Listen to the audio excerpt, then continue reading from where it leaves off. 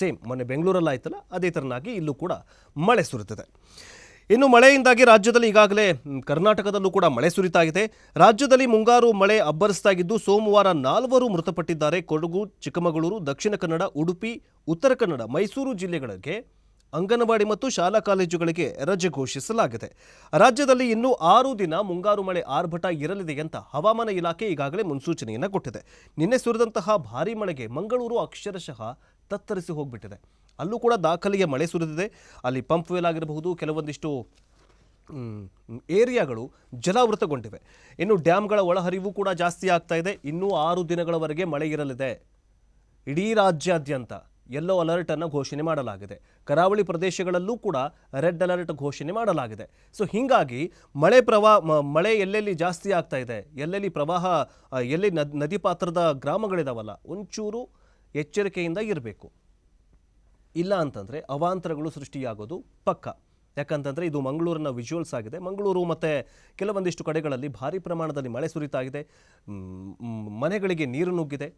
So ಆ ಸಂದರ್ಭದಲ್ಲಿ ಆಟಾಟೋಪಗಳನ್ನು ಮಾಡೋದಕ್ಕೆ ಹೋಗಬೇಡಿ. ಈ ಜಾಸ್ತಿ ಓವರ್ ಸ್ಮಾರ್ಟ್ ಮಾಡೋದಕ್ಕೆ ಹೋಗಬೇಡಿ.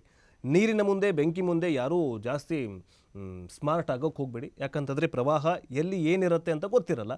ಸೊ ಈಗಾಗಲೇ ರಾಜ್ಯದಲ್ಲಿ 4 ಜನರು ಈ ಪ್ರವಾಹಕ್ಕೆ ಮತ್ತು ಮಳೆಗೆ ಅವಾಂತರಕ್ಕೆ ಬಲಿಯಾಗಿದ್ದಾರೆ. ಇನ್ನು ರಾಜ್ಯದಲ್ಲಿ ಮುಂಗಾರು ಮಳೆ 3ನೇ ದಿನವೂ ಕೂಡ ಬಿರುಸುಗೊಂಡಿದ್ದು ನದಿ ಮತ್ತು ಹಳ್ಳಗಳು ತುಂಬಿ ಹರಿತಾ ಇರೋದ್ರಿಂದ ಜಲಾಶಯಗಳಿಗೆ ಒಳಹರಿವಿನ ಪ್ರಮಾಣ ಹೆಚ್ಚಳವಾಗಿದೆ. ಜಲಪಾತಗಳು ಮೈದುಂಬಿ ಹರಿತಾ ಇವೆ. ಬೆಳಗಾವಿ ಜಿಲ್ಲೆಯಲ್ಲೂ ಕೂಡ ಭಾರೀ ಪ್ರಮಾಣದಲ್ಲಿ ಮಳೆ ಸುರಿದಿದ್ದು ಗೋಡೆ ಕುಸಿದು ಮಗುವೊಂದು ಮೃತಪಟ್ಟಿದೆ. ಬಾಗಲಕೋಟೆ ಜಿಲ್ಲೆಯಲ್ಲಿ ಕೃಷ್ಣಾ ನದಿ ಸೆಳೆತಕ್ಕೆ ಓರ್ವ ರೈತ ಮೃತಪಟ್ಟಿದ್ದಾನೆ. ಇನ್ನು ಸಕಲೇಶಪುರದಲ್ಲಿ ಮಳೆಯ ಕಾರಣ ಕಾರು ಅಪಘಾತದಲ್ಲಿ 2 ಸಾವಿಗೀಡಾಗಿದ್ದಾರೆ. ಜೊತೆಗೆ ಮಾಸ್ತಿಕಟ್ಟೆಯಲ್ಲಿ ಅತಿ ಹೆಚ್ಚು ಅಂತಂದರೆ 176 ಮಿಲಿಮೀಟರ್ನಷ್ಟು ಮಳೆ ಸುರಿದಿದೆ. ಶಿವಮೊಗ್ಗ ಜಿಲ್ಲೆಯಲ್ಲಿ ಅತಿ ಹೆಚ್ಚು ಮಳೆ ಪ್ರಮಾಣ ಎಷ್ಟಾಗಿದೆ ಅಂತಂದರೆ 176 ಮಿಲಿಮೀಟರ್ನಷ್ಟು ಮಳೆ ಸುರಿದಿದೆ. ಇನ್ನು ಆಲಮಟ್ಟಿಯಲ್ಲೂ ಕೂಡ 4.5 TMC ನೀರು ಒಳಹರಿವು ಜಾಸ್ತಿಯಾಗಿದೆ. ಯಾಕಂತಂದರೆ ಮಹಾರಾಷ್ಟ್ರದಲ್ಲಿ ಭಾರೀ ಪ್ರಮಾಣದಲ್ಲಿ ಮಳೆ ಸುರಿತಾಗಿದೆ. ಮಹಾರಾಷ್ಟ್ರದ ಕೊಯ್ನಾ ಜಲಾಶಯದಲ್ಲಿ ಕೊಲ್ಲಾಪುರ್, ಸಾಂಗ್ಲಿ ಸೇರಿದಂತೆ ಕೆಲವೊಂದಿಷ್ಟು ಸಾತಾರ, ಕರಾಡ್, ಮುಂಬೈನಲ್ಲಿ ಭಾರೀ ಪ್ರಮಾಣದಲ್ಲಿ ಮಳೆ ಸುರಿತಾ ಇದೆಯಲ್ಲ, ಆ ಎಲ್ಲ ನೀರು ಏನಾಗ್ತಾ ಇದೆ ಅಂತಂದರೆ ಕೃಷ್ಣಾ ನದಿಗೆ ಹರಿದು ಬರ್ತಾ ಇದೆ. ಕೃಷ್ಣಾ ನದಿಯ ಉಪನದಿಗಳಾಗಿರುವಂತಹ ದೂದಗಂಗಾ, ವೇದಗಂಗಾ, ಮಲಪ್ರಭಾ ಮತ್ತು ಕೆಲವೊಂದಿಷ್ಟು ಉಪನದಿಗಳು ಅವೆಲ್ಲವುಗಳಿಗೆ ಅತಿ ಹೆಚ್ಚಿನ ಪ್ರಮಾಣದಲ್ಲಿ ನೀರು ಹರಿದು ಬರ್ತಾ ಇರೋದ್ರಿಂದಾಗಿ ಆಲಮಟ್ಟಿ ಜಲಾಶಯಕ್ಕೆ 4,500 ಕ್ಯೂಸೆಕ್ TMC ನೀರೀಗ ಒಳಹರಿವಿದೆ. ವಿಜಯಪುರ ಜಿಲ್ಲೆಯ ಆಲಮಟ್ಟಿ ಜಲಾಶಯದಲ್ಲಿ ಒಂದೇ ದಿನ 4.5 TMCಗೂ ಅಧಿಕ ನೀರು ಸಂಗ್ರಹವಾಗಿದೆ.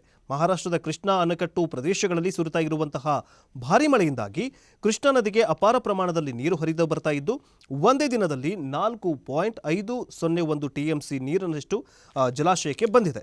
ಸೊ ಹೀಗಾಗಿ ಸೋಮವಾರ ಬೆಳಗ್ಗೆ ಜಲಾಶಯ ಮಟ್ಟವು 510.38 ಮೀಟರ್ನಷ್ಟು ತಲುಪಿದ್ದು